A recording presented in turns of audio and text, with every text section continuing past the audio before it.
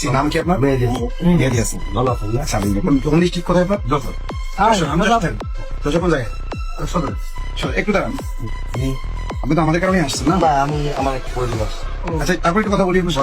আপনি বলতেছেন আমরা ব্যক্তিগত প্রয়োজন আইছেন। আনসার ভাই আমাকে বলছে যে সদর ওসি আসতেছে, তার সাথে কথা বলবো। উনি আমাকে বলছে যে না, উনি আমাকে বলছে। এখন আপনারটা সত্য না, বলতেছেন না আমি ব্যক্তিগত কাজে আসছি। আমার কাছে তো আমি আপনাকে বলবো না কি আপনি চাকরিটা আসছেন কত বছর?